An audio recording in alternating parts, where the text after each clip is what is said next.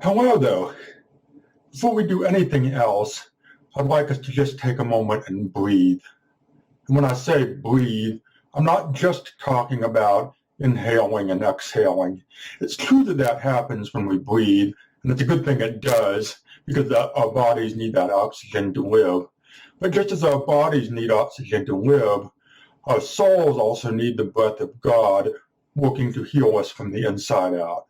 In fact, in the book of Job, we hear these words, "The Spirit of God has made me, and the breath of the Almighty gives me life."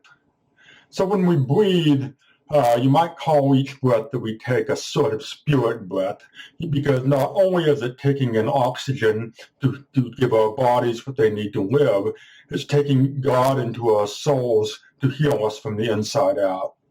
In fact, you might have heard that one of the Hebrew names for God in the Bible is Yahweh.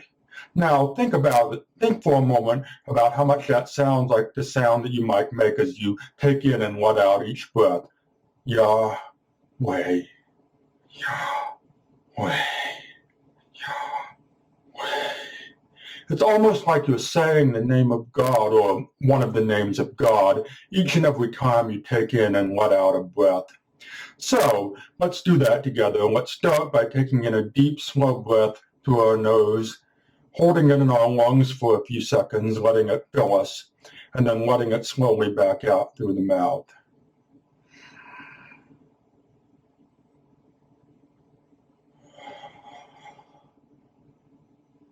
Let's do that one more time, okay?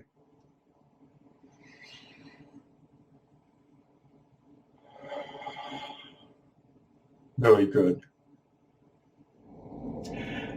For many faith communities, the place where they gather to worship, that is, the actual physical building in the church, is called a sanctuary.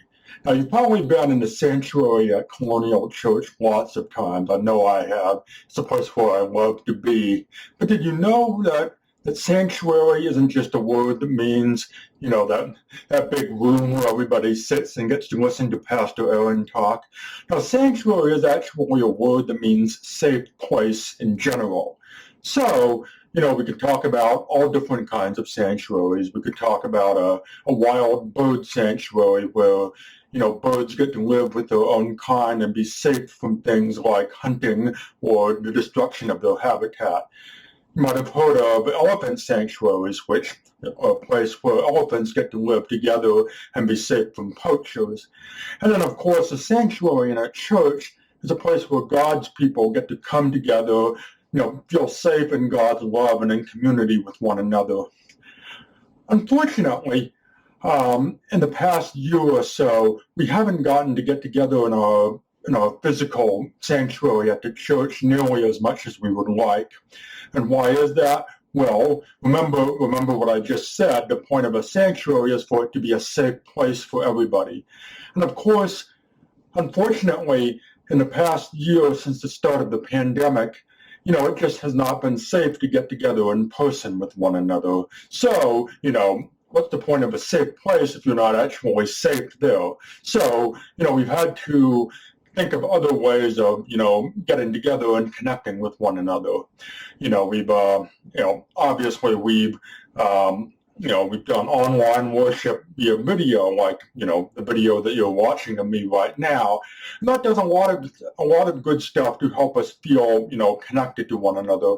But we still need a way to bring that sort of feeling of sanctuary, into our own homes with us. So what I've gotten here is I went and got an old blanket of mine. When I say old, I do mean old. You can see, how worn this is along the edges. In fact, this particular blanket is one that I have not really been using as a blanket in a while now, because it's not just worn around the edges. It's got a big hole here in the middle. But you know what? For a blanket, having all this wear and tear and even getting some holes in it is not a bad thing when you think about it. It's not a shameful thing at all, because what these wear and tear and these big holes mean is that this blanket has been doing a lot of work over the years. It's been doing its job. It's been there to keep me warm and snuggly and feeling safe. So, just for tonight, I've gotten this blanket back out. And what I'm going to do is, before I go any further, I would like you to get your own blanket if you can. If you have any, around the house that you can grab and bring back with you, just hit the pause button on this video and go get a blanket for yourself. And I'll still be here when you get back, so go do that.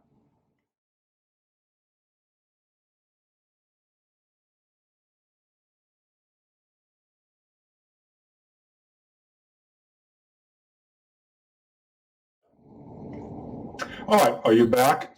All right, so what I want to do is let's all, put our blankets around ourselves, warts and all, get all snugly and cozy in our blanket, and just close your eyes and breathe again. Imagine everybody in our church community giving you a big old cuddly hug. Imagine all your friends and family giving you a hug. Imagine God and God's love giving you a hug. Doesn't that feel good?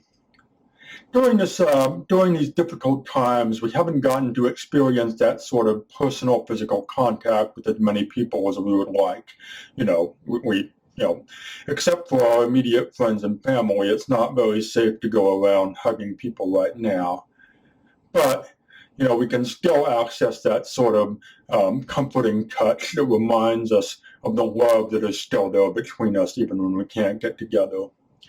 So as we keep these blankets around our shoulders for right now, let's say a special blanket blessing, so that every time we wrap our blankets around our shoulders, we can know that we're in a safe place to express our true selves and to experience the healing touch of God's love. So please repeat after me. Loving God, please bless these blankets so that whenever we wear them, we can feel the warmth of your love. We can feel the healing touch of your hands.